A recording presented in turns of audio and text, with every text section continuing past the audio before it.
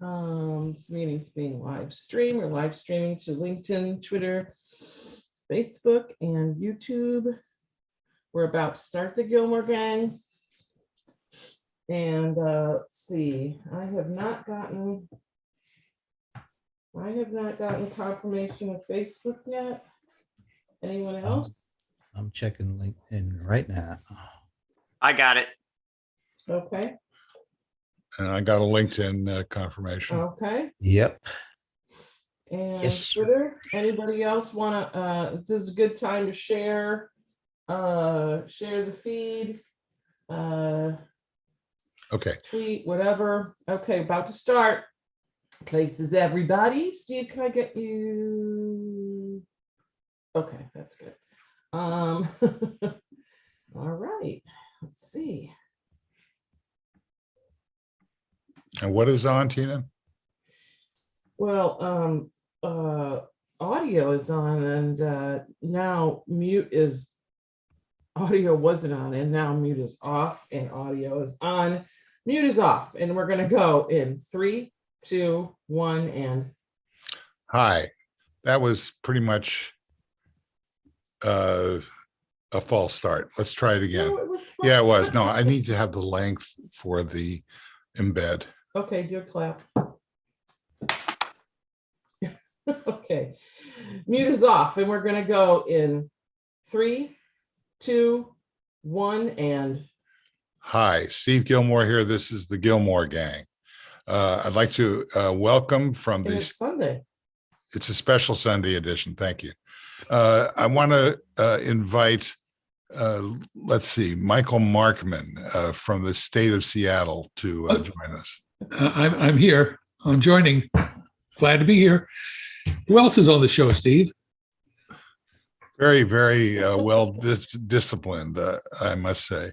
Let's see, in order of smile, let's go to the state of the framework of Massachusetts. And that would be Dennis Pombriant. That would be me. Hello. Hi, everybody. Couple more words. Couple more. What? How long does it take to do the lower third? It goes up and then it sits there and they read it and then it goes down. I see. It goes up and then it goes down.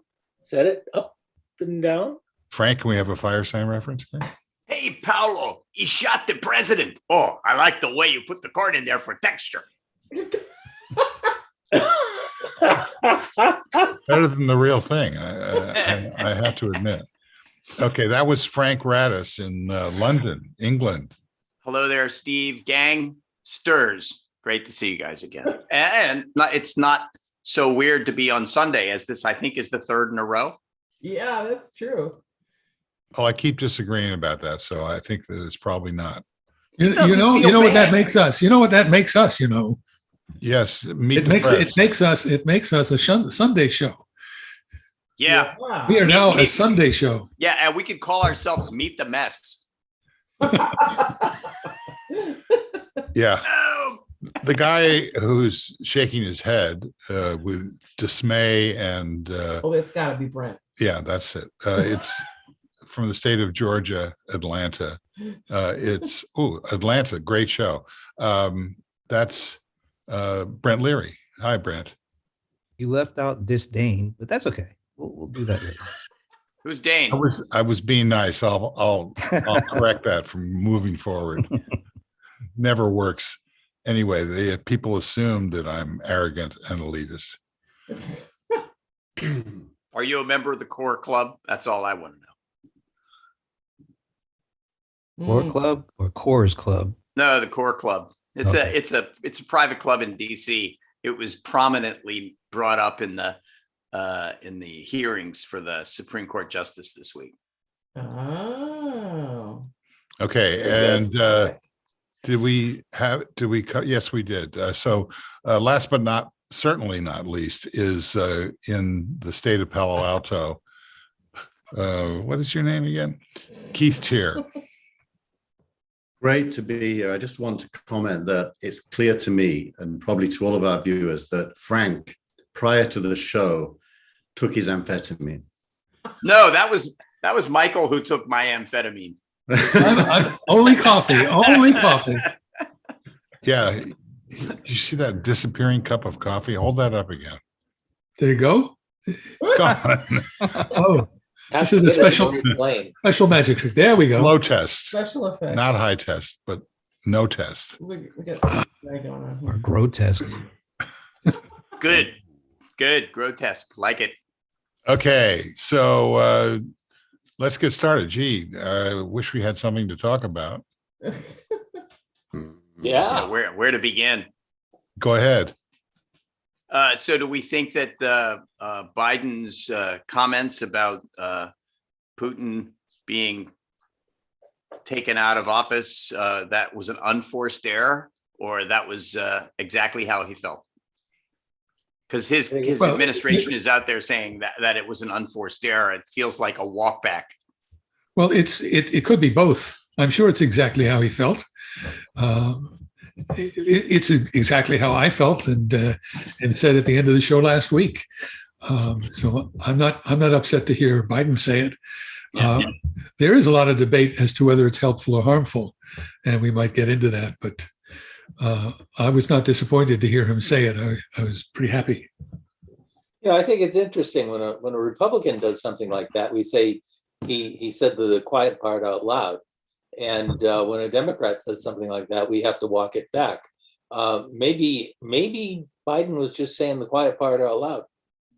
Well, clearly he was. And I don't know how much calculation went into that. I mean, it might have just been a blurt, or it might have been something he thought about. There's no way to know that, but it's clearly the quiet part that a lot of people around the world are saying to themselves. Well, I think it pairs well with the Russian claim that it has nuclear weapons and it would use them if it was existentially threatened, et cetera, et cetera. I think that is parallel with what Biden said. I think he said that he meant what he said, and he thought about it before he said it, and it felt like he didn't think about it, which is kind of how he meant it to be, I think. So do we think it was a dangerous thing to say or a helpful thing to say? I don't see the danger in it. I hear the World War III. Republicans. Why worry about it, huh? Well, the argument seems to be that by putting it in those terms, Putin will become unrestrained. But I haven't seen a lot of restraint so far. But it's also unsophisticated because most of the stuff you read says that if Putin was not in place and the Russian elite that sits behind him had to figure out how to run the country without him, it wouldn't necessarily be better. So Putin isn't the problem. By focusing on Putin, you're kind of diminishing the problem of Russia. I mean, that's the same as saying by focusing on Trump, you diminish the problem of the Republican Party. And I think I said that every single gang, not only the problem of the Republican Party, the problem of America. America's a problem. Well, a third of America is a problem. No, the whole of America's a problem because America is what happens. America is what happens. For the world. America's a problem for the world. Yes. Let's define what for. For the world. Why? Because it's in relative decline and is going to do some things that it wouldn't do during its growth phase. Yeah, that's right. Invade another country. What? It would never do that. America would never do that. Never in its history as America. How don't we just get into a geophysical global analysis of the decline and fall of the sorry, I didn't mean to go there. I was reacting to you. Come on. What I was saying is Putin isn't the problem. So it's a bit unsophisticated to focus on him when you're the commander of the free world. The problem is geopolitical, and it's about a lot more than Putin. It's the post-Cold War settlement. It's a continuation, in a way, of World War I in the 21st century. It's how do you deal with Russia and Germany? It's a big issue. It's not about Putin. Well, it's not about walking it back either. Putin's symbolic of it. That's the news and spin, and it has absolutely nothing to do. I mean, when they say that the 71% of Americans are confused or worried or don't like what Biden is doing. Me neither. I don't like what anybody's doing right now. But the election isn't today. The election is in what? How many months? Yeah, I think if you judge it by electoral politics, it's a non-issue. It may even help him, by the way. It probably will help him, actually. You've got some sort of audio kind of sounds like Bandwidth thing, I think. yeah. You made me change my microphone. That's the problem. That's right. I'm not walking it back either. Now you shouldn't. So I'm going back to this one. Does that fix it? And then I'll. That's good. And then the other thing that will fix it is if you speak up. Okay. And I just turned original sound on. Is it better now? No. Oh, Oh, that's worse. So zoom out. We want the loudness curve. Thank you. There's no such thing as loudness, sadly, but it's close to my mouth. It's all loudness. It's going through the processor. What? Yeah, what were we talking about? Anyway, what I said when you couldn't hear me was that in electoral terms, it probably helps Biden. So if you looked at this through the prism of electoral politics, it's either a non-issue or it helps him. So I was more answering based on what's really going on in the world and how important it is from that point of view. So, in terms of electoral politics, what I'm gonna just move forward, Steve. That's okay with you. Your show. And thank you. And ask about the former guys giving that rally in Georgia yesterday, and sort of the mess that he's creating with the people that he has endorsed. A. And B, where's all that money going that he's collecting right now without having announced that he's running for president formally? Where's that money going? Because it's not going into the coffers of any of these candidates that he's supporting. And that seems like a real mess to me. Deutsche Bank. It's going to Deutsche Bank. He owes Deutsche Bank hundreds of millions of dollars. Well, they need the money. Yeah. Now the sanctions are in. They need the money. And as far as I'm concerned, the only Trump story is that he's fading. Well, I think that was sort of the what I was trying to say, but I was going about it in a very roundabout way, which then leads me to Clarence Thomas's wife. Hey. How much of that? Oh, look, Dennis, chime in, babe. The gift that keeps on giving, or tweeting. I mean, come on. Texting. Yeah, seriously. So I would disagree, Steve, that the only story about Trump is that he's fading. Finally. The other story is that although he is fading, his ideology is not fading. And a substantial part of the base and the Republican electeds are running his program without him.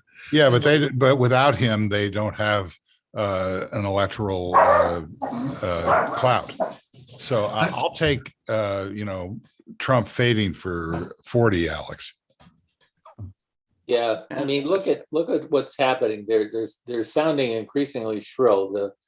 The Supreme Court nominee this week made them look ridiculous as they got red and started screaming about QAnon ideas. It was sad.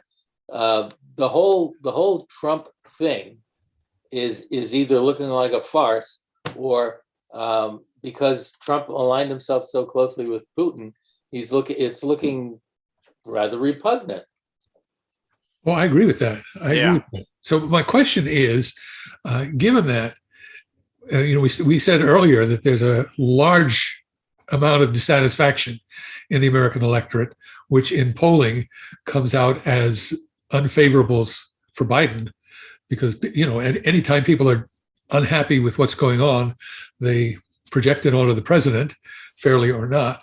So that's on one side. On the other side is the Republicans looking ridiculous and embracing the QAnon ideology. How does that balance out by the time the election comes out?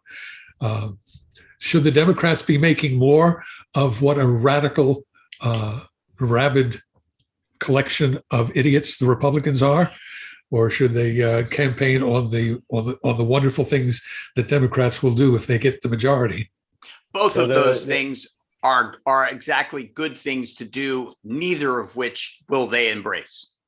The Supreme Court thing this week with the new judge being interviewed kind of brings into relief for me what the Republicans think their strategy is.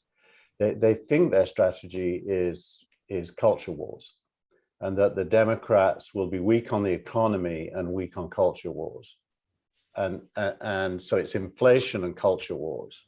And that is not an entirely, failing strategy. That actually could be quite a successful strategy.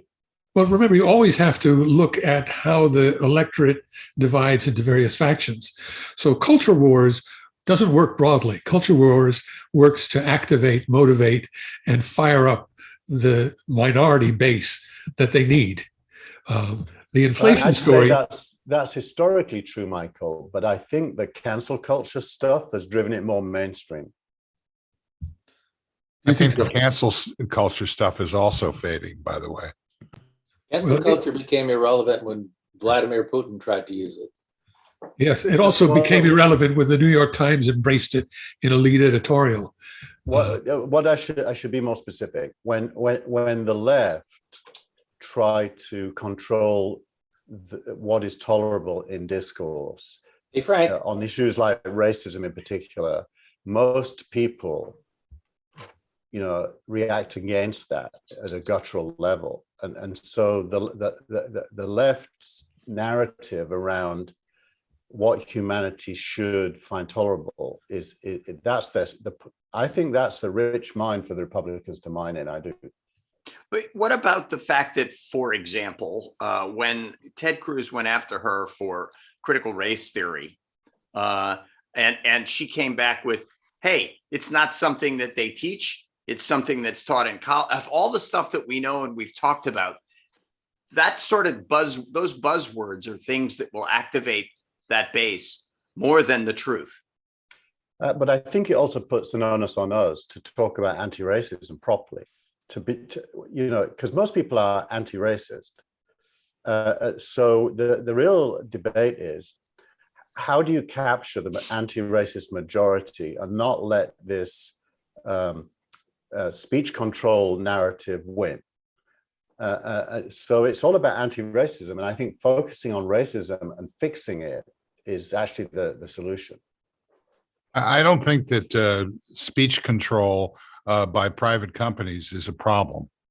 I think that it is called the marketplace, and people will either sign in or sign out of those environments.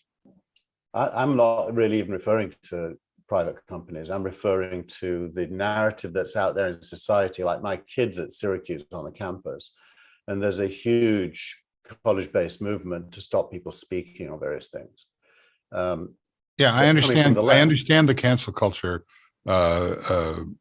concern, but I think that one of the effects of the war and the continuing pandemic is that it makes these kinds of issues Sunday morning talk show material and less. Just proved. Well, no, I don't agree with the idea that we're now part of the Sunday morning talk show. I think that the newsletter paywall environment is what this is an aspect of. But I think in a culture, pardon the expression, of essentially unlimited access to the network, to a global network, I think the cancel culture is fading as an issue.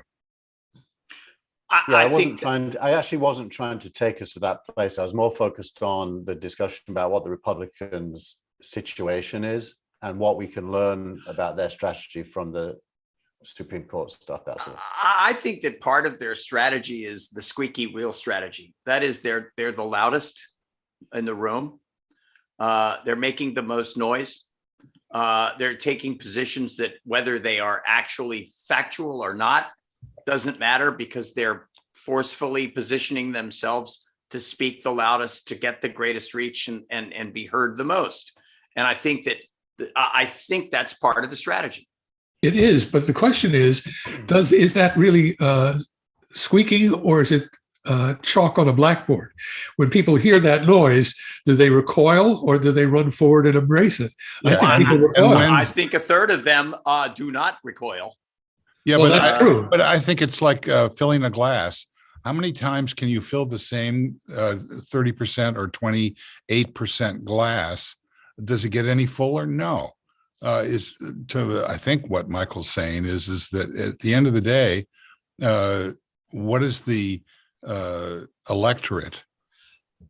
What is the electorate going to say and do about this? And I think that we've already talked about a couple of different political issues that seem to be in the area of cancel culture, in the area of the former guy, as you call him, that these things are starting to fade in relevance compared to the larger global issues that are, causing untold misery and death. I kind of would agree with you, Steve. If by the way, if you drink a third of a glass of water 3 times, you drank 90% of that water. A, but B, we know that. No. Wait. Never. Hold on. That's flipping the metaphor. That was a joke. Anyway, okay. A bad one. But unless, of course, the Republicans vote 3 times. In which case you're right. So, but that's neither here nor there. Here's where I'm really going. If people really cared about the fact that COVID, for example, is as deadly today as it was a year ago, they wouldn't be walking around in droves without masks and not getting the shots. And so I think that there is a feeling in general that, hey, it's over, we're back to normal, but we're not, and it isn't. And nobody's making a big enough deal about that on either side, other than to say that the Republican side is making a huge deal more that everything is back to normal than the Democrats are saying that things aren't back to normal. It's Now, interesting. I'm flying to London tomorrow, and I got an email from British Airways saying you don't need to wear a mask, you don't need to prove you're vaccinated, and you don't need to do a test. There you go. And tonight I'm going to the Guild Theatre, which is this new theatre in Menlo Park, which apparently is awesome. That a bunch of former VCs have refurbished to watch a band. And I got an email from the theatre saying no mask required, no checking at the door. So definitely society has moved to the point where, at least institutionally, we're treating it as if COVID no longer exists. Yeah, but I think that those are all messages coming top down. And, when we go take a walk in downtown Pacifica, people on the street in broad daylight in the open air are still wearing masks. Yeah, not here.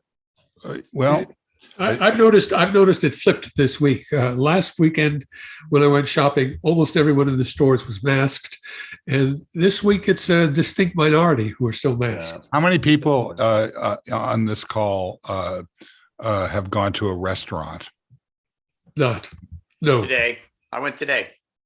Okay, so that's 2 of 6. I did, however, last weekend go to my first concert in a theater. How'd that go? It was a great concert. Do you wear a mask? I wore a mask, yes. I wore a mask in the restaurant until I sat down and started eating. But and also they were checking vaccine status on the way in. They were not insisting on masks, but they were checking vaccine status. Well, I think that makes sense, since the vaccines account for about 90% protection from any serious consequences. But anyway, whatever we think, the world is, unless there's a terrible consequence, which I suspect there will not be, I think the world is moving back to normal behavior and taking risk given the vaccine status. And I think that is kind of rational. Well, okay, that's one point that Steve made. The other point was the war. So, there are these 2 giant items. And so what do we think that the position of the war will have on any upcoming elections? It depends whether it's contained, I'd say. The war as it is today will not be a bigger issue than inflation. Inflation will trump it. However, that could change. If things spill out of control, that will change. And I do think if things spill out of control, you have to do World War III. You have no choice, because you cannot let the Russians go beyond Ukraine and have a stable Europe. So you have to nip it in the bud as soon as possible if it spills out of control. So it But sounds like may I say that, Keith, I think that the war is linked to inflation because the consequences of the war are disruptive and will reinforce inflation rather than diminish it. yeah, but right will to the some average extent, but American? I think the supply chain issues are even more to do with it than the war, which is, my obsession has been cars recently, so it's highly impacting cars, but also computers and anything tech has gone up. Food, I can't really, maybe someone else can do this. Dennis, maybe you can do this. Unpack the causes of inflation, not economically, but what are the things that are going up in price that mainly dominate the basket that causes inflation? Well, you have to keep a couple of things in mind. Core inflation doesn't include energy and food, and those are two things that are really escalating, especially because of the war with energy.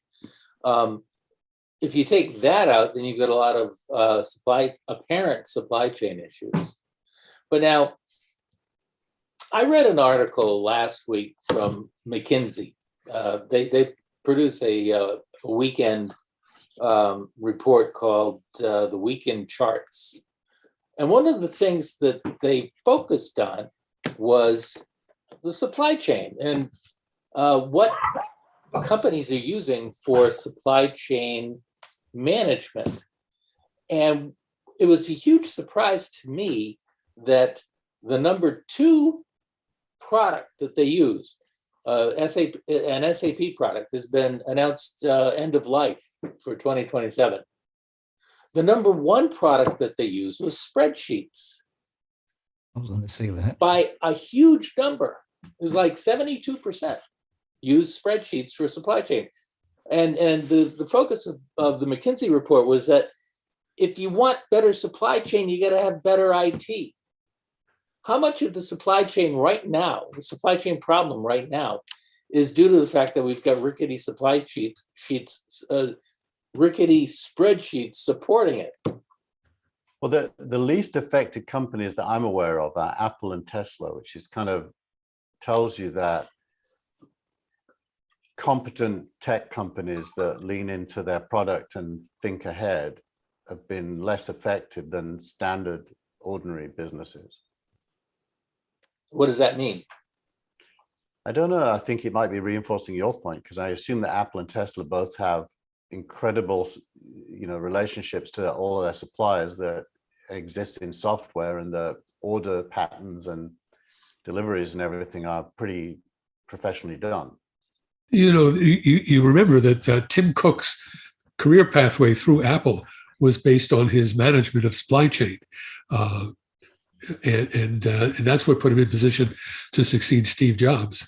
So supply chain has been a core competency of Apple going back to when Steve was still alive. Yeah, and Tesla is just overwhelmed with orders, including yours. It's one of hundreds of thousands. It's out there. By the way, Hank Azaria is doing a really good job of playing, I like to call him Tim Apple, on that Super Pumped thing. That was great. That latest episode was really good. What are you You talking can go back to your talking. He's terrific. He can do anything. But what are you talking about? The Showtime show, Super Pumped, about Uber. Yeah, about Uber. And Who Hank plays Tim Azaria. Cook? Hank Azaria played Tim Cook. Right. You like Super Pumped? It's been really interesting to me. Yeah. I think all three of those CEO stories are exceptionally well done and brilliantly cast. I'm desperately trying to keep my wife away from them. Well, I that's why I watched Halo, by the way, which I thought Having was accused Biden fabulous. of being insubstantial, I now have to show that I too am, because my favorite show right now is Picard. Oh, love it. Love it. Good choice. I thought it was going to come on Sunday, and so I went and turned it on, and it wasn't there. It comes on Thursday. That really. So what year does Picard take place in? 2024. Yeah, right now. in the far future Okay. and in the near future. Who's the Actually, president? It's actually incredible. First of all, he goes to a version of Earth which is run by autocrats. Not to spoil it, because that's all I'll tell you. And then he finds a way using time to get to 2024, because if you can't get to 2024, you can't stop the autocrats. And by the way, who is the single character that is the one that made all of this happen? Q. Q comes back. Yeah. It's Q. great. Yeah. And what is the force of disruption in America today? Q. Wait a minute. So Exactly. there you go. Is this a QAnon. James Bond crossover with Picard Yeah. or something? Oh, hey, no, by the way, there is going to be a Riddle automatically announced, since this whole deal between Amazon Let's and spoil MGM the happened, James Bond series as well. Go ahead. turning it Yeah, but into you they're can going imagine to the make writers' a room, Frank. they're going to Frank, make before it we into, leave- I'm sorry, Don't go leave- ahead. Don't No, leave you the go cat ahead. behind yet. Imagine Finish the the thought. writers' room roughly 18 months ago thinking up this storyline and the world they were living in. It's fantastic. It is. Okay. I Can love you to finish look your into thought, that. Frank? I was going to say that now that MGM and Amazon have gotten together, Amazon has already announced that there's going to be a spin-off of James Bond in the form of a reality show of some kind. What? Yeah. Yeah, I know. Yes, teams of players will race around the world to locations where James Bond has been filmed, and they will face various challenges. Yeah. None of which I think Those things. involve riding motorcycles over rooftops. But Now, Here's the didn't we- midterms on that. Didn't Yeah. we say, who knows? If you're a big James Bond fan, I on the I'm a other hand, huge am not fan. a big reality show fan. So that's going to keep me from watching it. That's There you go. just me. I was a I- Roger Moore and Sean Connery. do you fan. see Yeah. the magnetic and gravitational pull of pop culture trivia has over us to get us away from talking Thank about God. reality? If it wasn't Well, for that, we'd be. That's what I'm doomed. here for, Michael. That's what I'm here for. I thought you were here for the Rams. We haven't got to them. Let's pop You know, culture. there is Oh, Talk there is about an a awful- reality there's a- distortion. Brent, Wait, Brent. we haven't seen today's hat. there's a Brent, lot did of you stuff see- going on in the sports world with announcers moving around and ending up on the streamers. Oh, I mean, that's a really interesting story. And the It's other terrible. interesting story is, well, I don't know about that, because Jeff Zucker is now being touted as somebody who's going to go into the sports world in a major way. Now, let's not forget, he was the executive in charge of Turner Sports for, I don't know, 5 years, something like that. And so there's movement in the sports world away from broadcast and into the stream. Oh yeah, there is. But the last thing I need to see is Joe Buck on a Monday Night Football call. Don't need that. Don't want that. At least we had the Manning cast though, so I'll be watching Eli and Peyton instead of Joe and Troy. All right, Although I then. think Frank hits on a trend, which is Apple doing Friday Night Baseball is just the opening shot in what's going to be, I don't know, 5-ish years of all live sport moving to stream. Yeah, let's Well, I already think a started. much bigger story than Amazon started that. I think Yeah. a much bigger story than that for Apple is their move into subscription hardware. Yeah. Oh my God, that's that's a hell of an interesting story. Somebody explain that, Brent. What do you? So, I've got an Apple card and I just bought the Apple Studio plus the display. Of course you did. They offered me 0 interest, 12 months of payments. Well, I have zero my Apple interest in card. that, but go ahead.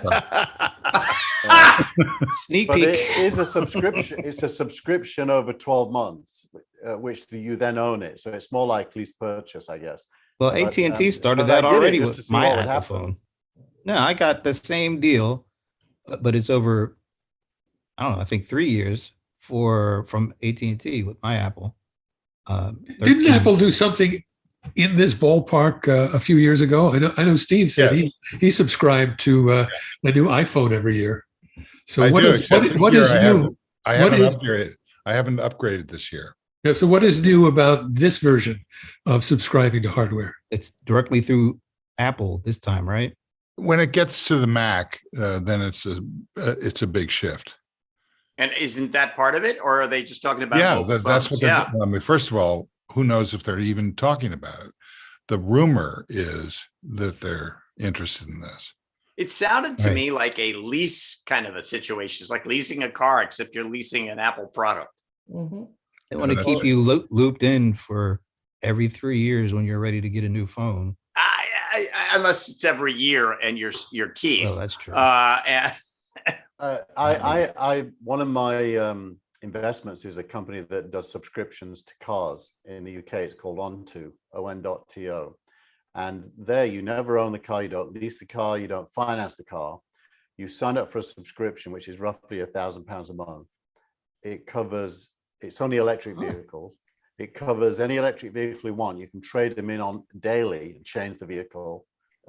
So if you need a bigger one for the weekend, you can swap. And it's a subscription service to a car, and it's very, very successful. what's the difference between that and the sort of the hire car service where you can just go and grab a car, zip car, for example? It's way cheaper. The subscription service is basically assuming you're going to have a car for 31 days out of the month, depending on the month. It's way cheaper on a daily basis than any other method of doing it. Like, So when was the last time that anybody on this call bought a record? What's a You mean a vinyl? Last year. Forget vinyl, just It was vinyl. CD or DVD or Bought three of them digital. last year. What about a or file? even digital. Uh, When did No, you not last go to digital. the Apple store and buy a movie? no, I mean streaming has taken over from that. I mean the amount of revenue that Apple achieved in terms of the what was it called, that app that they had that we know, it says it's called Music now. Yeah. People don't own music anymore. They just rent it. Well, except unless you're Brent. Yeah. Yeah, but that's like a hat for him. It's But just- I'm it's not a person physical now. object I that's don't count. attached. It's You're in- a hat. I take offense At what? at not being part of the human race, apparently. Yeah. I climbed the fence. What? What? You said I don't count because I'm me. I didn't say that. You referred to Rewind the tape. You'll see I didn't say that. If you look above my head, I'll change my camera. You see up there? That's all music. And Yeah, but that was bought in the I haven't 60s taken and one down 70s, and listened to it ever. Yeah. Exactly. I gave all mine to Oxfam. So by the way, my point would be that long since Spotify and Apple Music and now Amazon Music have basically taken over the distribution of music. That's true. That's And fair. so what this is going on with Apple and hardware is just an extension of that. People are used to it now. They'll buy it. They actually won't. They'll lease it, as you point out. absolutely, things have flipped. I mean, now that you have a library of virtually every recording ever made and every movie ever made, all available to you at a click, people find that a very attractive proposition. But I would point out, as a footnote, that last year, 2021, CD sales rose for the first time in 2 decades. Wow. By a tiny amount. Okay. Well, and I think it's pretty clear also that vinyl sales has moved in the last few years as well. That the audiophiles are going out and buying the old version of the Macintosh tube amp and the big giant Valencia speakers made by Altec Lansing and things like that. And it feels like going back to the future, but using the old stuff. Yeah, I think it's a scam. Do you? Yeah. Well, it's a niche market. I don't know. I would mean, buy it is all that. it's happening. It's real. But if you look at the market overall, Steve is right. Everything is flipped. But it's not a scam. I can remember when Steve was alive, and he said, "No, people don't want to rent their music; they want to own it." Did you say Absolutely. You remember when Steve was I alive? scorned it. Yeah. Well, of course, he wouldn't have said it after he was alive. He could only have said it when he was alive. But he's not alive now. I'm trapped in this little box here. And so if this is alive, okay. The other thing, though, the quality of the stuff they made back in the day was so much better. I mean, the speakers, you could get some really great speakers, and they're actually like built 30, 40 years ago, and they still work. I got it. My Techniques 1200s turntables, bought those in like the late 80s. They're still awesome. You have to have something to scratch, right? I was using my Bose 901 speakers up until 2 years ago. And I, when I got rid of them, I felt terrible, but I donated them along with 1,000 CDs to Oxfam and went out and bought, a number of Alexa. Sonos? Yeah, a Sonos and a few Alexas, and combined them all so that I can say, Alexa, play Alexa? Ed Sheeran. Evidently, you don't have that turned on. No, it's not in this one. You just triggered triggered my echo. Alexa, play Ed Sheeran. Oh no, please. No. Alexa. Ed Sheeran from Apple Music. Alexa, play Prince. Prince from Apple Music. There you go. Not a bad solution. What you have to do is say, Alexa, stop. So in my tech life, I have found that I have kind of reduced, like take photography. I use my iPhone now more than I've got a really good camera and I barely use it. Yeah. In music, I just bought replacement speakers, and I kind of wonder, when will it be the case that we just put things in our ears? Not just one person, but like if there's 5 of you in the living room, you all can put things in your ears and get as good quality spatial audio. Yeah, last week. No, but you can only do it for one person at a time. No, you Or can do it with maybe two with the new 4K Apple TV, which is why we bought it. Because we don't have an Apple 4K TV. And to your point there, Keith, though. Sorry, I was going to say, so big speakers are not long for this world, right? I don't think so, unless you're at a live event. But to your point, if you can go to a live event and hear a band and everyone in the audience can have a pair of headphones that will play a perfect mix from the stage, that would be a thing. And another thing would be to actually have an entire theater be able to see a single immersive experience in sync. Yeah, that was the Love in Vegas. That was exactly what the model was. The Beatles.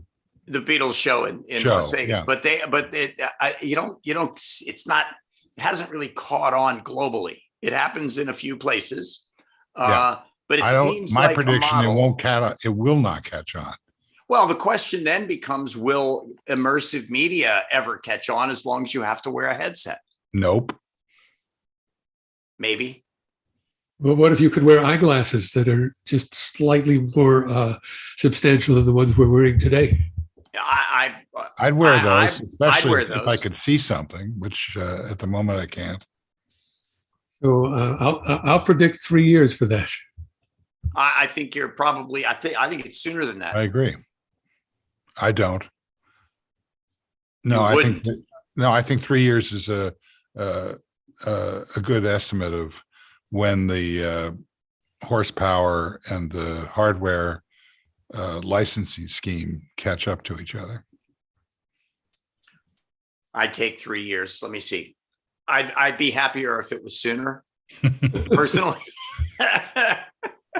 Yeah, I'd be happy if it was ever for me. Oh, you don't care. No, I don't. Not about carburetors on the head.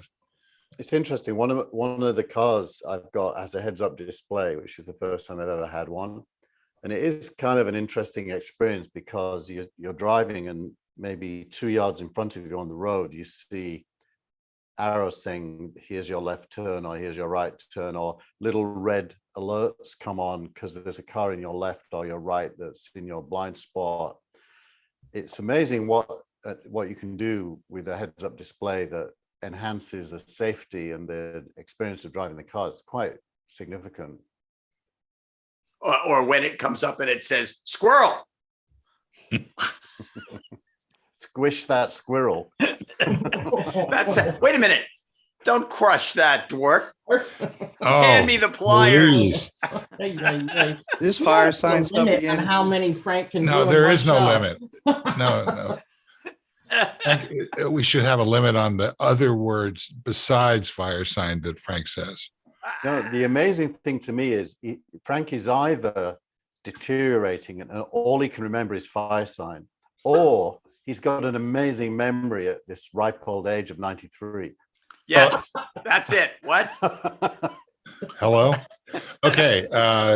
So we're winding down now. We are? No. Really? No. No, I'm just We- arbitrarily Trying to shut me filling up. a moderator role. No, I'm not trying to. Could I throw something out there? I don't know. Please. That's my favorite question Since on the we show. Let's since we see. touched Do on I a little have- music, 38 years ago today, one of the most influential albums in hip hop came out. Run DMC. Yeah, Run DMC's first album. It was just the self-titled Run DMC, and that harkened the beginning of actual album CD level production for rap music. And well, it's gone pretty far from there. I think that was recorded at Chung King. Part of it was, and then some Yeah. of it was live at the Fun House. And I always wanted to go to the Fun House. I didn't know what the Fun House was, but I was like, damn, that sounds like Fun. Fun. So Fun. I wanted to go. And yeah, when that album came out, I was a teenager. It blew all of our teenage minds because we hadn't heard a lot of that kind of stuff before. I'm in Delaware. I wasn't hanging out in Brooklyn or the Queens or anything. So that was a milestone event in hip hop music. It's funny how when those guys were recording at Chung King at the same time Leor Cohen was in there and that whole gang. I would go in there. All those Yep. Rick and Leor were there every night, and you go in and there'd be Run DMC over here and LL Cool J over there, and Puffy Beasties? was an intern. It was it was crazy. It didn't even start happening until usually midnight, 1 o'clock in the morning. That's when this stuff really started happening. There were cats running around. There were snakes and tanks. It was the most bizarre place you have ever seen in your life. And I would go in there in a suit, and these guys would be in there. In one room, somebody was with a drum machine creating beats, which I was playing in a band, and I was looking at the time. I was still playing. I was looking at these guys with drum machines creating beats, going, why don't you just get a drummer? And and then I would hear this little clip of a James Brown thing, like from just a little funky drummer, just a little piece of it. It would be, and they were sampling it, and I would go, wow, I can't imagine that somebody's not going to get in trouble for stealing that stuff. And then hours and hours and hours later, after all of that stuff was happening, a piece of music would sort of rise up with samples and drum beats created electronically. And I was like, seeing that happen to me was fascinating, because I was playing in a band with players, and these guys were literally sitting around in a group going, no, add this little bit of thing, and then play it over and over again until you get like about 16 bars in, and then make it go ba-da-bum-bum. It was an incredible way to watch music get created. I didn't think that it could possibly have that kind of power. I just didn't see it back then. And obviously I was not very prescient. Well, you weren't a teenage kid either. That it just exploded on us. We didn't have the frame of reference that you had. We lost our minds. We were like, what the hell is that? I mean, it was seriously. But it's never possible when something new comes along to know whether it is a fad or a blip or the beginning of a new trend that is going to last for decades. Yeah, I didn't see that. I did think that breakdancing would not last, and thank God that kind of didn't last. But it came at the same time. Breakdancing was happening at exactly the same time. That was part of the culture, yeah. Yeah, is my math right? That's 1984. Yeah, 38 years ago. Yeah. Wow. A little earlier. Well, it sort of started, I would say that, 81, 82 people were in the studios and doing stuff, but it didn't break until. Not a full-blown album. Not like no, that. It we was had no Blondie. Well, you had the Sugar Hill Glass. Gang, and it took a while from Sugar Hill to get to Run DMC, because Sugar Hill was kind of I don't want to say they were pop, hip hop, rap. They weren't hardcore. They were rapping over disco. Like, they weren't doing the cutting and slicing. They would just rap over the whole song. So like Sugar Hill Gang, Rapper's Delight, that was Good Times by Chic. They just kept running it over and over again. So it never ran out.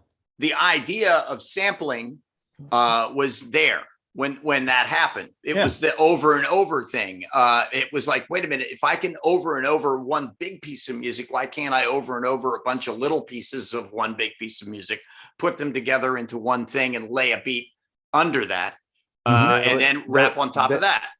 There was already a Commodore Amiga video toaster by then. Oh my God, I used one of those. We used to cut promos with the video toaster at WCBS back in the 80s. It was the most difficult thing in the world, because promos, you'd have to start working on it like you'd hear what was going to be on the newscast that night at 6 o'clock. So you'd start working on the promo at 4 o'clock, and you were lucky if you got it done by the time the newscast was ready to go on the air at 6 or 6:30. So if you draw a straight line from the video toaster to Steve's last night's release of the deep peak on Substack, and you run Run DMC through that, and you think about the framing of who owns the artist's creation. And the video toaster was the first time when you could actually do stuff yourself. I bought one back in 84-ish to play with, basically. And if you look at all those debates in music about the labels versus the creator, the Prince, for example, was part of, but many other people were part of. And now you look at, Steve's producing The Gang on Substack with video and comments and newsletter, blah, blah. We've really come a massive way to change the business of creating stuff. Yeah. Did you ever use the video spigot? I think I did, but I forgot what it is. The name I remember. What the video spigot was a device that you would plug inside of the next to the motherboard inside like a Mac 2 or something like that, and it allowed you to digitize video and then edit it, but it wouldn't allow it to sync to audio. So what you could do is it was the first time that I had ever been able to, in my own Mac at home, do something with video. And then I would have to go through this huge rigmarole to try and figure out a way to sort of get it to sync up to a piece of audio. I could actually get maybe about 2 or 3 seconds of what looked like it was in sync, and then it would start to drift out. So it was even before it was maybe the first home version of a video manipulator that you got back in the early 80s. Tina tells me the video toaster was actually around 1990, so my years are out of sync, as well as that audio being out of sync, but it's close. It's close Well, enough. if you if you were there, you don't remember it, or what the opposite of that is. I remember playing with one, but clearly Yeah. I wasn't 30, I was 36. I was the first Avid editor. I actually was the first Avid editor at ABC News. We had Avid 0001 at ABC News. And so it was the first time that anyone had cut anything on an Avid. And it was a very complicated procedure because you had to take, at the time, everything was shot or stored on 3/4 inch U-matic videotapes. And you would then you would encode them into the Avid, and then you would edit them. And then it would spit out an edit list, which you then had to go back and conform using the original videotapes. So the edit list would tell the original videotapes where to go, and then it would record it over. You couldn't actually get quality video out of the Avid. You had to actually go back and reconform the videotapes to create the images. That's from the era of offline and online editing.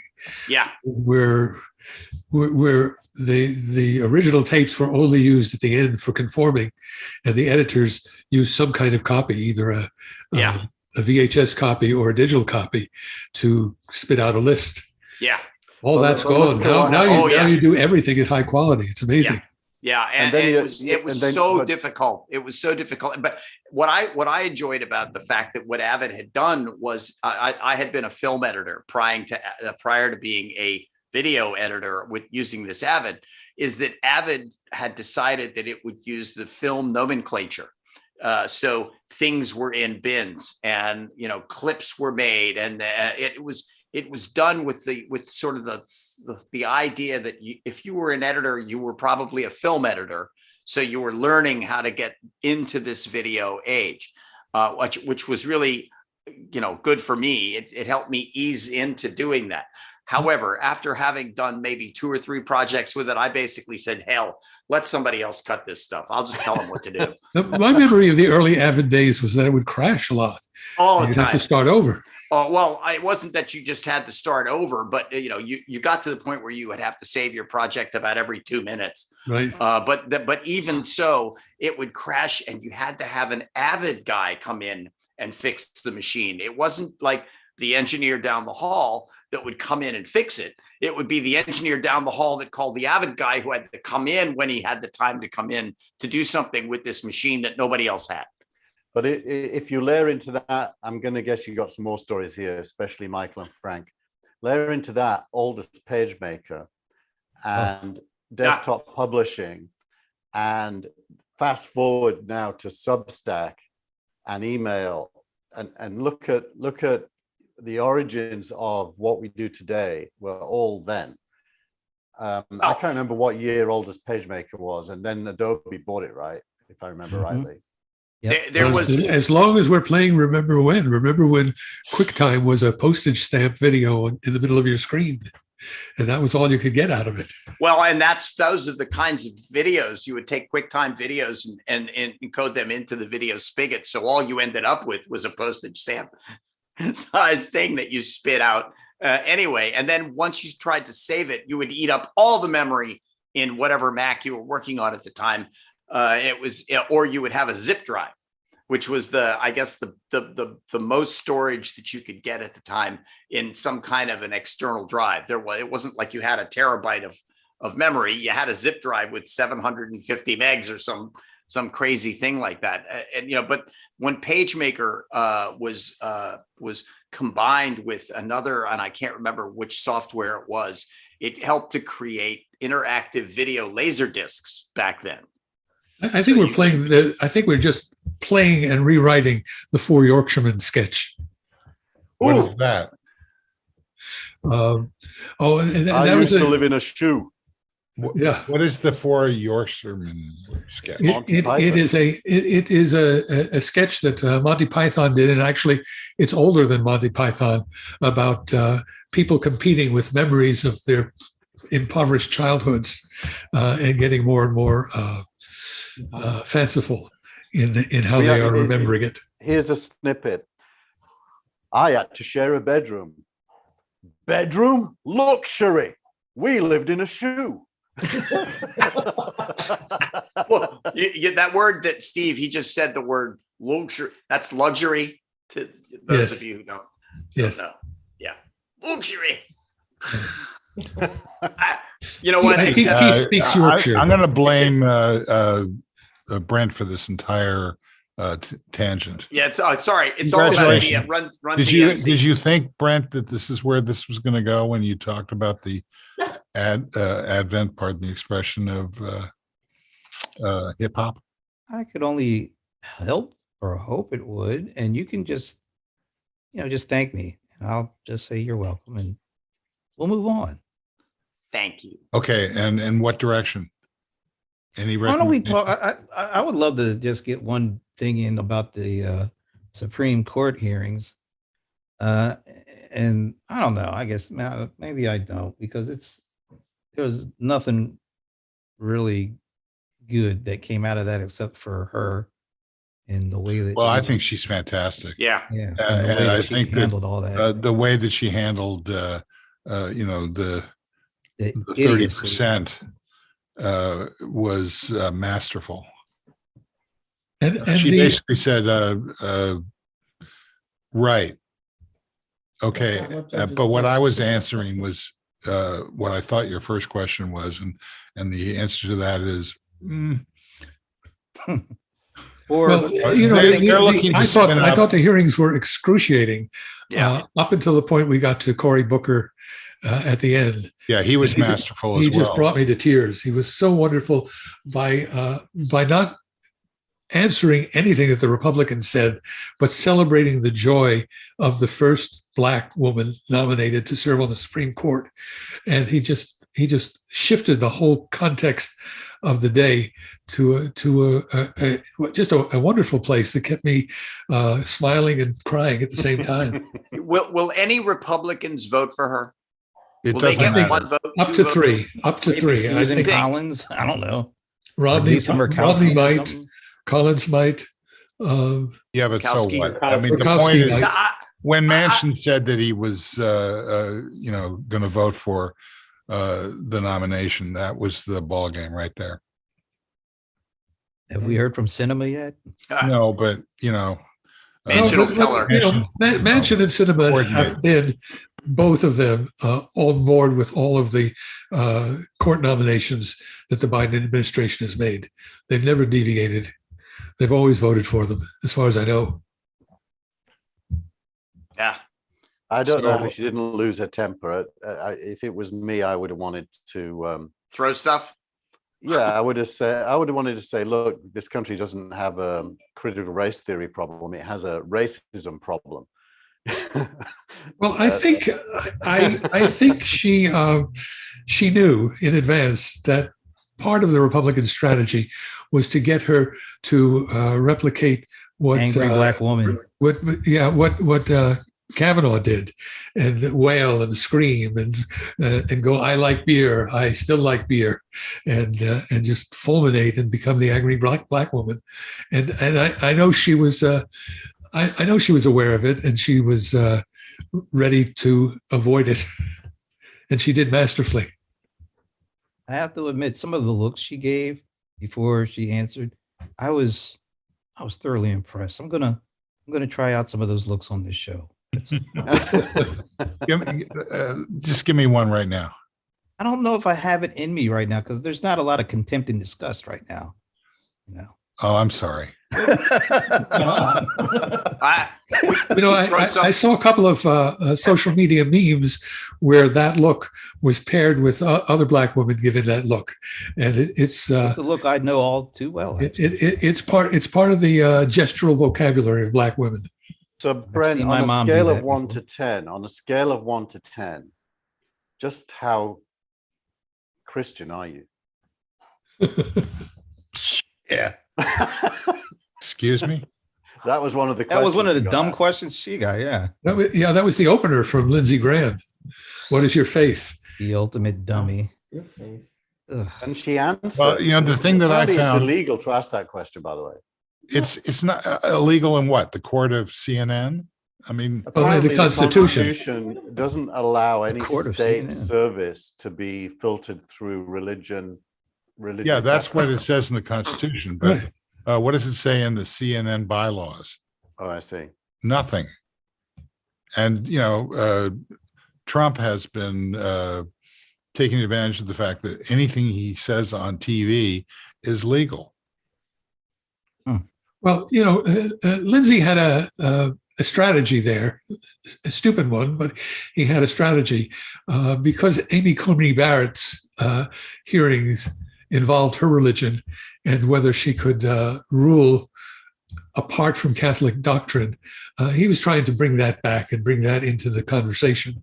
So much of what he was doing was just grievance and vengeance for previous hearings of Republican nominees. And unless you were tuned into that inside baseball, it just felt bizarre. It was a Kavanaugh remix, basically, is what you're saying. It was a Kavanaugh and Amy Coney Barrett remix. It was a double remix. Well, it didn't work. It didn't work. And he looked so stupid doing it, which is something I could enjoy. Used to that. All right, Dennis, what have we learned from the New York Times this week? I don't know. I would just like to say that the Oscars are tonight. And this group has traditionally had a lot to say about media and communications. And I haven't heard anybody say anything about it. Because we've seen none of the movies. Well, neither have I. Well, because we're not really interested in going back to the movie theater. Well, I've seen Drive My Car. Well, many of them are on streaming, so you don't have to go to the movie theater to see them. Yes, but there's a question as to whether or not things that we've seen on streaming are actually movies. Spielberg would say no. I think there's a good shot that a streaming movie is going to win the Oscar. It's kind of going to have to, since there have been, other than machine movies, there's been absolutely nothing in the theaters. And I've seen a lot of them because I did get a chance to go to one festival this year after things shut down and before they shut down again. I got to go to Savannah, where I saw a few of them. I saw Coda. I saw Belfast. We saw Belfast last night. I want to bring Tina in. What's your review of Belfast, Tina? I thought Belfast was rich in filming, and it reminded me a bit of the movie Roma, which took place in, I think, Mexico City. Is that right? Yeah, I remember that right. And it also, the timing of it with the Ukraine invasion is quite interesting, because the characters really have to wrestle with whether they're just going to get the hell out of Dodge or not. But I really enjoyed it and thought that the filming was spectacular. What did you think, Frank? I liked it a lot, but I didn't see it as the Oscar winner. I personally, I'll tell you what should win, and it won't. It should be Dune. It was spectacular. It was grand. It was terrific filmmaking, and it was sci-fi. But aside from the fact that I'm a sci-fi nut, I think that it's more likely that Benedict Cumberbatch's movie or Coda will probably be the ones that win, because they're more in line with what the Academy tends to go for. But I think that Dune was by far the best movie of the year. And that was another one that I got a chance to see. And I got almost all of the movies that I didn't see at the festival. I'm a member of the Directors Guild. So I actually I have a stack of DVDs that they sent me here in the UK that I had the chance to go through, because I had to vote for the Directors Guild award. And so I think that Belfast could win for Best Director. I actually thought that that was that kind of movie. On the other hand, you know, if I were a voting member of the Academy, I would just go almost the straight Dune ticket.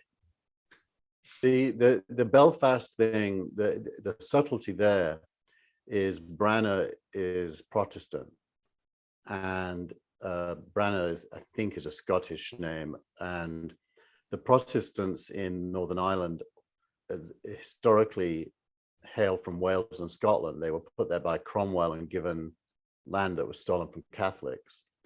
And so as the Protestants grew up in Northern Ireland and partition happened in 1921, basically Protestants and Catholics in the North were relatively able to live in the same streets until the Civil Rights Movement. And the Civil Rights Movement was Catholics who didn't have the right to vote. Voting was land-based, and it wasn't one man, one vote. So Protestants had more votes than there were people, and would therefore win elections. And that's where gerrymandering came from in the British tradition.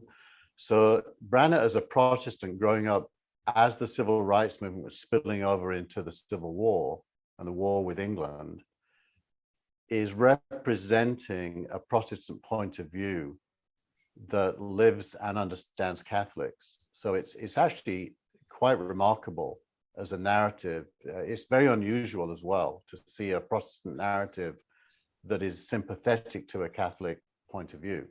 So on a scale of 1 to 10, then how Protestant is Branagh? I think he's an atheist, probably, but Yeah. but that culturally that doesn't matter. Lots of Protestants and Catholics are atheists, but they're Protestants and Catholics in the cultural sense, not in the religious sense. But I think that sort of subtlety will have had more of an impact on, say, the BAFTAs than it may on the Oscars, because I'm one of those people. What's who a believes BAFTA? That's the British Academy Award. Uh-huh. And I'm one of those people who would say about the American audience, and now that I'm not in the business anymore, that you can't overestimate the American audience.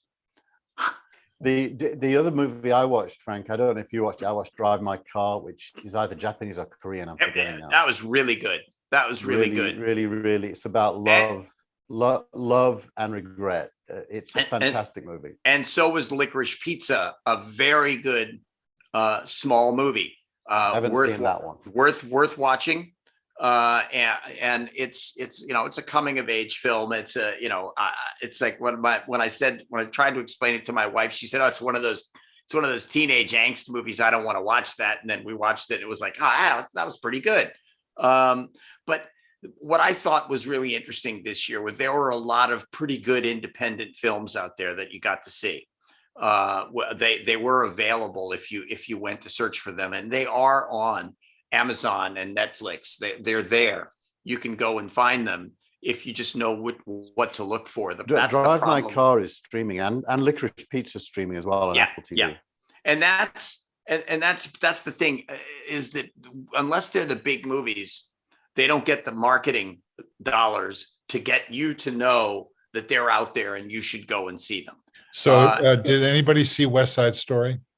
Yes, that is the only film I saw theatrically this year, because it came out just before the Omicron wave hit, and I thought it was safe to go to the movies, so I did, and I saw it in the theater. Yes, And I think most of the choices and revisions are a decided improvement over the 1961 version.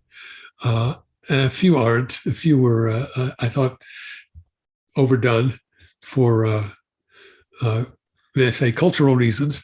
But overall, it's a much better story and a much better film and a much stronger cast than the original, except for Rita Moreno.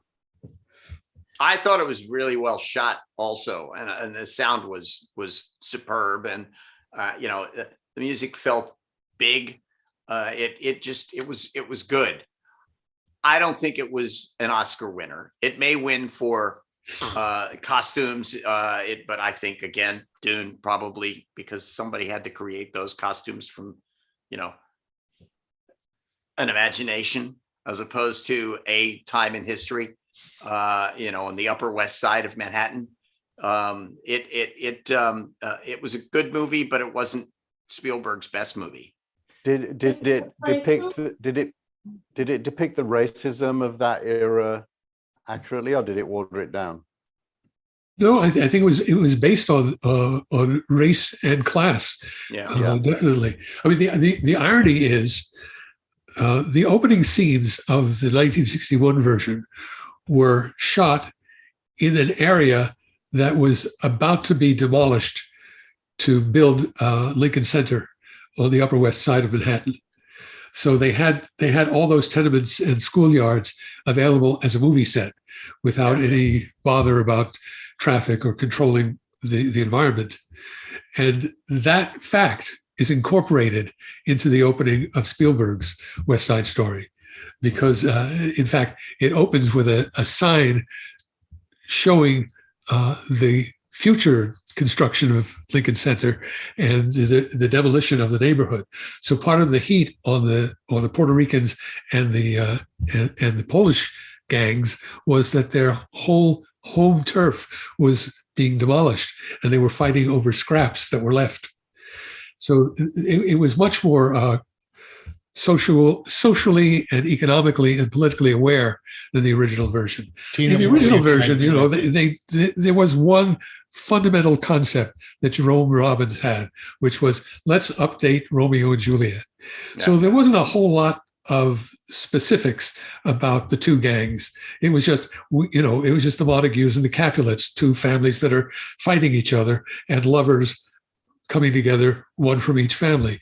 So you didn't get a lot of specificity in the original version, except for Bernstein's music, which was all derived from Latin rhythms, Latin sounds. But in the new one, the screenplay is very aware of trying to give specificity to the stories of the characters and the factions. All right, we're winding down here. So Tina, can you please get a word in edgewise here? Yeah, sure. Frank, do you recall who won the Director's Award for Best Picture? Is that you mean the DGA award? Actually, all I recall is it wasn't the one I picked. So let me go look.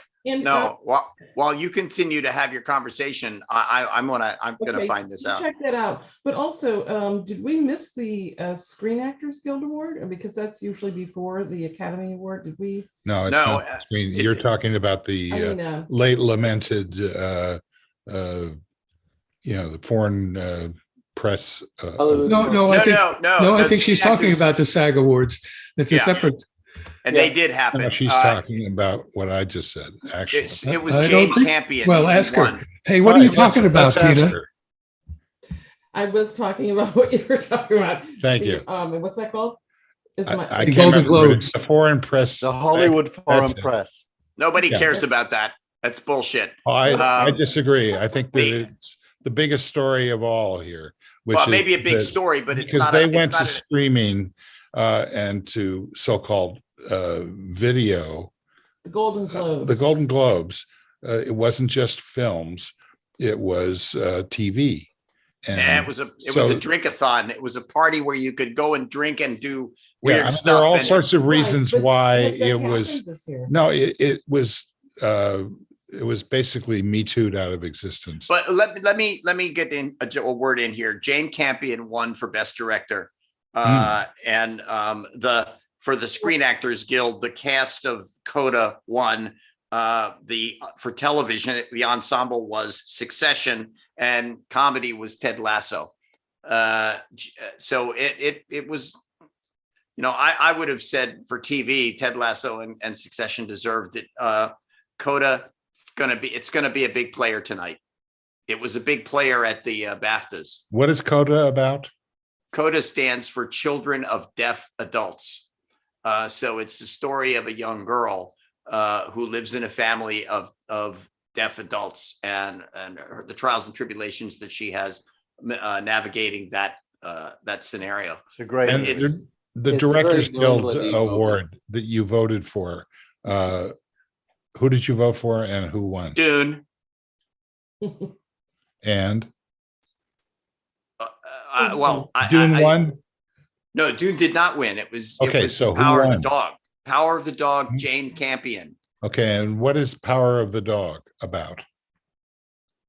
That's a complicated question. It's a Western. It stars Benedict Cumberbatch. It's a story of, I want to say, Who plays the unrequited. husband? Who plays the husband, Frank? It's Uh, guy with- Jesse Plemons. Yeah, he's it's fantastic. it's really unrequited good. or requited homosexuality. It's an odd story. It is an odd story. It is set in Montana, not shot in Montana. Yeah, it was shot in New Zealand, I think. It was New Zealand, and Yeah. it was in many ways a subtle story and a little odd, but it involves bullying and repressed homoeroticism and vengeance. and fake marriages to disguise. Yeah. So it was interesting. I thought that the guy who the old crusty guy from 1883 with the mustache. Neill? But, yeah, not Sam Neill. Sam Sam Elliott. Elliott. Sam Elliott basically said, okay, so you got a British guy trying to play an old time Western guy in Montana being shot in New Zealand. It's a bunch of crap. He was Well, and yeah, then- imagine him well, saying then- that. but That- then he went on- He objected to shirtless scenes, to Yes. the fact that it was shot in New Zealand, and Yeah. the fact that they were talking about homosexuality yes. in a cowboy movie. Well, he Those also are he three also- reasons not to No, like there, this there was a movie. fourth reason too. Yeah. He said nobody was that clean. Well, that But- is one but thing wait, about wait. 1883. I have to say, you did get a sense of grit and dirt Oh, and hardship just just looking at the people. If you just looked at them in stills and didn't watch the story, you could see these people were having a hard time. I hated that one actually ended. I just hated that. Does I anyone also have I a- hated the ending, but I hated that it ended. Ask By the way, But if the only you thing if you is have a say- Peacock subscription, What, the Tina? fourth. What do you If you have a think, Tina? Peacock I'm sorry. Hang on a second. I wanted to hear Does what anyone Tina's. have a prediction for tonight of who's going to win Best Picture? Coda Coda. should be Has anyone Dune. seen these films? Because this is the year where I've seen the least amount of films. This is the day that I usually complain about it the loudest to Steve, and he already started talking to me about this last night. He says, "You're going to complain a lot because you haven't seen these films." Yeah, there's no reason to not have seen the major films. They're all on streaming. And yet, They I really didn't are. see any of them. I think we just sort of put it off for a while. And I mean, I know most of them are out there. I don't know about West Side Story. If is that available to That's available on Disney Plus and Yeah. HBO Max. Okay. Yeah. So it's available in two subscription forms. Some of the others are only available for purchase or rental. Yeah. They're not part of any Yeah, subscription. that's what we had to do with Belfast because they're holding out for the end of the window, which apparently is tonight around 8:00. So I think that was part of it also, that sometimes we just push off the films that we have to pay for. We'll go, well, we'll do that on some other night when we're really, don't have anything else. And I think we never got to that point. I think Tina, that it'll be interesting to see what the ratings are for this show, because I think there is something that you're saying about people not actually having seen all of these movies. This is not going to be the first year that's the case. It's actually we're going into the third year of these movies. Maybe worse last year and even worse the year before, but going into the third year where people didn't officially get out and all go to the movie theaters. Also, as I said, a lot of these, everyone, how many people here were asking what the heck is Coda? Probably one of the biggest movies, but nobody knows about it. I shouldn't say nobody knows about it, but it's not as well known as say Belfast or Dune, which, by the way, should win. Just By the way, there's one other controversy about tonight's show. To try and control the timing and the pace of the show, 8 categories are not going to be included in the live show. They're going to be awarded early before the live show begins, and then edited in to the live show in a clip kind of a fashion. So yeah, prior to and coming out a lot of people are objecting to that, and they're really important. They're really important categories for people who follow how movies are made, rather than who the stars are and what the names of the Editing titles is are. Well, they editing can one of watch those? the Editing is one of one, them. the makeup, sound. hairstyling, music, Sound. production design, and the live action short, animated look at short, Brent. and sound. Watch the after party. Who wants to?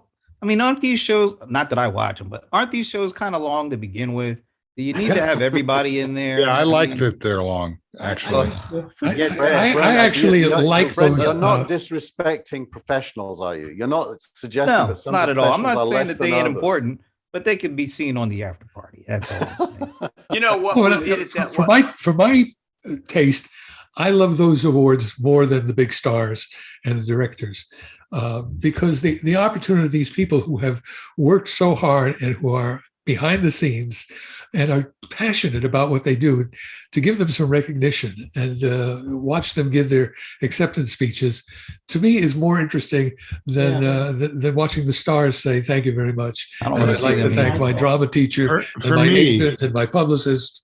For me, I'm fascinated by these big award shows because of how, in the aggregate, the needle is threaded between these conflicting issues. I mean, the show will be better than any of the movies. No.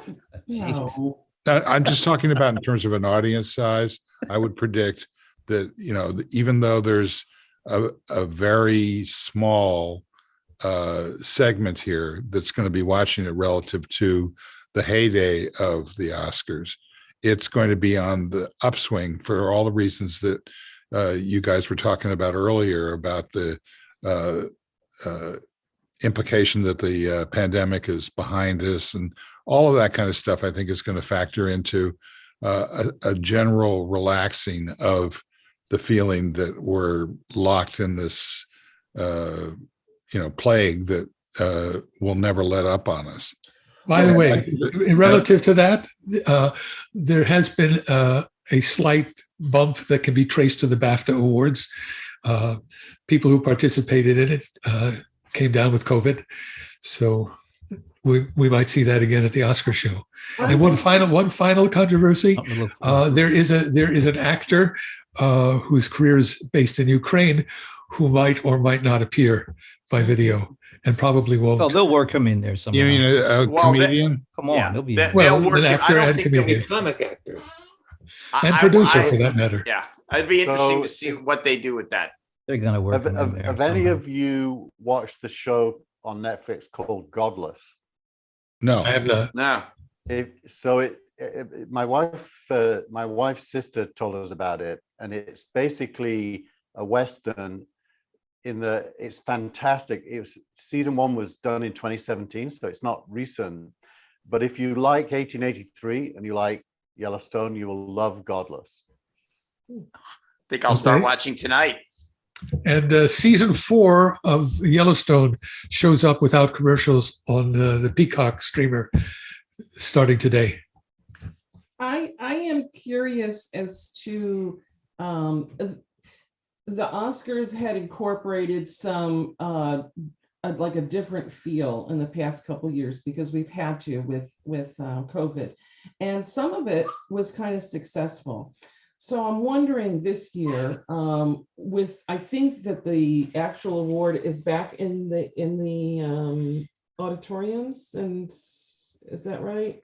We'll not- find out in Theater. a couple hours. So I'm kind of curious as to whether they're going to incorporate that smaller, cozier feel and the bigger feel with it.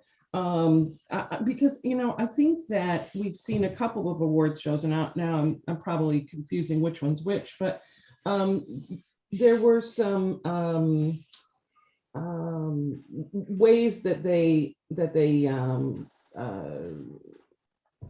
introduced the people, introduced the awards, that really spoke to me. It was a much more intimate sort of feel. And Yeah, I think I really like that. And I'm hoping that, you know, as we come out of the pandemic, hopefully someday, that that we get this combination of coziness and connection that's, you know, that's retained. If I were producing the show, I would take the best of the Golden Globes, and shoot it in a smaller venue like the Beverly Hilton, with tables and drinks, and make it a party and an award show, which is, by the way, something when I was the president of the Emmys on the East Coast, that's what I wanted to do, and I was overruled by the idiots in the Emmy board. Did I say that out loud on television? Anyway, but that's what I would do with the Oscars, because if you think about it, go back to maybe you wouldn't know this, but in the very early days, the Oscars were held in a hotel. They were at, you know, people were at in the early days. They were held, as the article in the Gang newsletter about Francis Ford Coppola tells us, they were held in actors' homes. So those are the early days, as opposed to the next level, Right. which was the early days, as opposed to the early days. And they Go did ahead. it at the Hollywood Roosevelt Hotel. And it did have a look more like the Golden Globes did. As you know, I don't want to get into my problems with the Golden Globes and the Hollywood Foreign Press and the 90 people who write blogs that took all the bribes in order to give people awards. So you're not going to get into that. I'm not going to get into that. But they did some things right. It was the best award show to watch on television, without doubt. Yeah, because it wasn't about the movies. It was about all of it. Yeah, it was about all of it. But if you just did it about the movies, look, that's the Screen Actors Guild. But nobody watches that. Yeah, the Academy of all of it, arts and sciences, is what you need to sponsor it. Yeah. Okay, well, I'm going to wrap this up. I just want to say, I don't know what. I'll give you a chance to say something, but I want to wrap this up. Okay. And I just want to comment that I've been using YouTube TV a lot ever since Keith poisoned my mind with it. Yeah, me too. Several months ago. And so I was setting up record, and I noticed that there's like 12 hours of programming, the red carpet, behind the red carpet, on top of the red carpet. Okay. And then there's the actual show, and it goes until, 3 hours or something like that. And then it goes to another show. I think it's one of these reality music shows. Okay. You know what I'm talking about? In other words, this thing, according to YouTube TV, is going to be over at the allotted time. Yes. So that's a big change. No chance. I've been stung by that several times, because they always do that, but often it isn't true, and your recording misses the winning movie and director.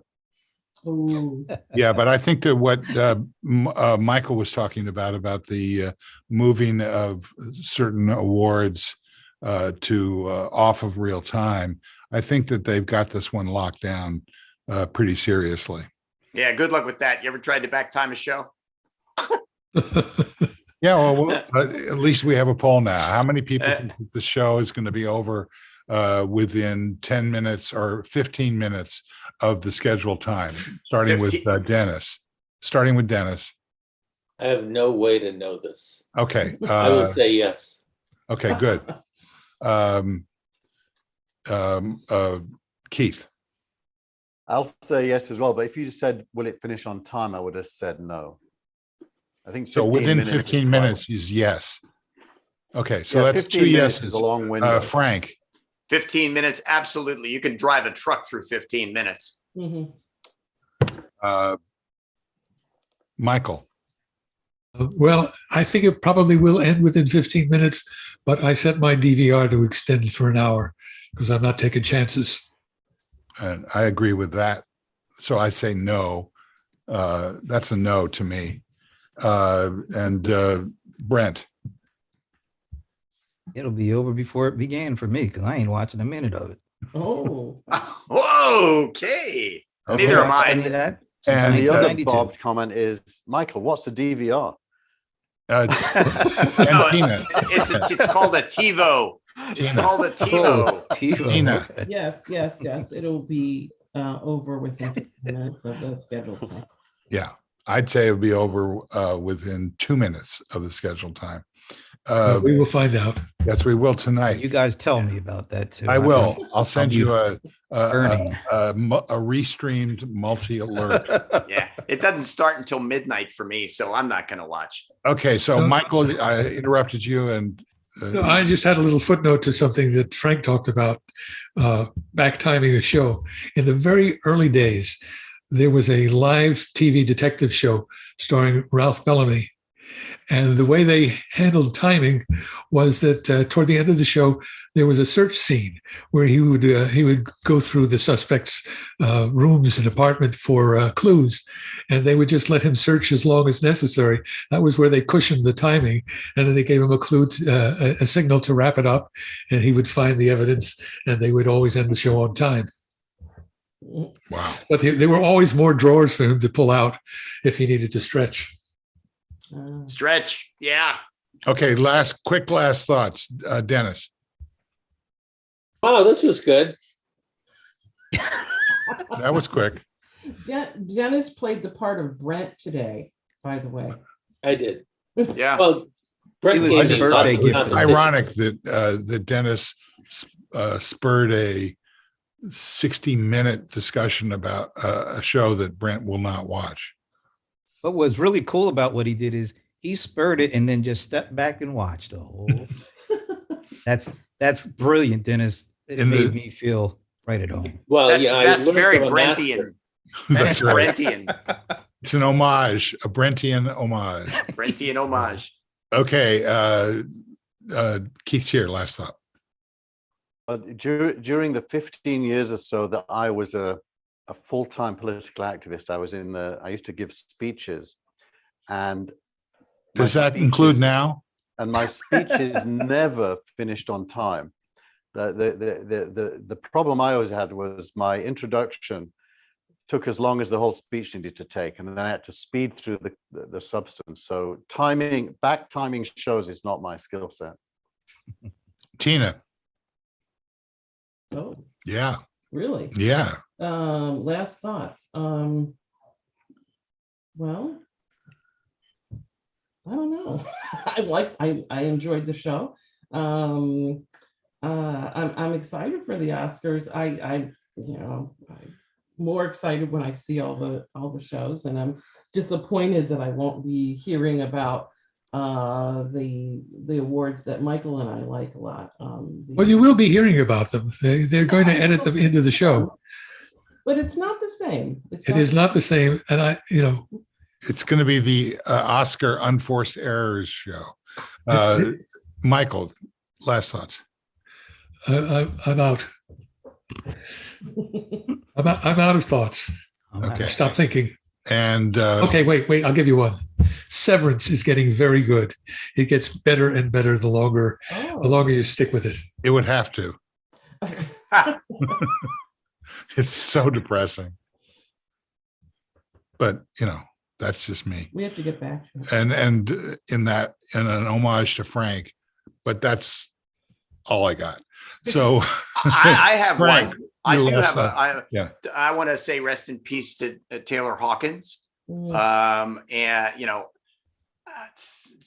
it was sad. I honestly didn't think that I would hear that the kinds of drugs that allegedly brought him down were downers, because he was one of the most energetic players you could ever watch perform. He was unbelievably a great drummer. He was sort of, to watch him and Grohl work together was magic, I thought. My initial feeling coming out of it was this. I wonder. I don't want to, I wonder if this is a guy who medicated himself up and then medicated himself down, and that caused this problem. Now God knows that this came from the Colombian police force. This sort of concoction of 10 plus odd downers that he was alleged to have had in his system. That surprised me. But all of that aside, rest in peace, a great drummer and somebody who will be missed in the music scene. All right. I want to thank our producer and director. And there she is right there on the screen, Tina Chase Gillmor. Thank you. Pelosi clap. All right. Pelosi. That's the clap back. The Pelosi Clap back. Okay. I want to thank Dennis Pomerant. Thank you. Thanks for having me. Nice discussion. Keith here. Thank you. Fun being here. Going to London tomorrow. Hey, Frank, I'm going to Safe London travels. tomorrow. Give me a call. I'm only actually going to be in London at the weekend. Sunday probably is the only day I've got any time. So I'll ping you. If you've got time, we'll go and have a coffee or something. If not, next time. All right. Brent Leary, thank you. You're welcome. And will the Beatles documentary win something? No, not No. on a show about movies. No, but I It think was supposed to be a movie originally, but Yeah, it's they long turned it enough, into a longer. series. I think something that for soundtrack. You never know. No, I do think though that the movie that there will be a music movie that will win the documentary award.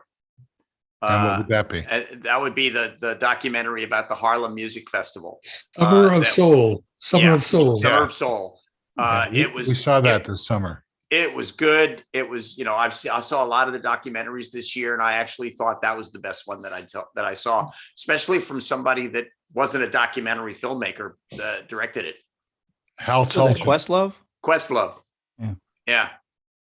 I think the Beatles film was hands down the best music documentary of the last 10 years.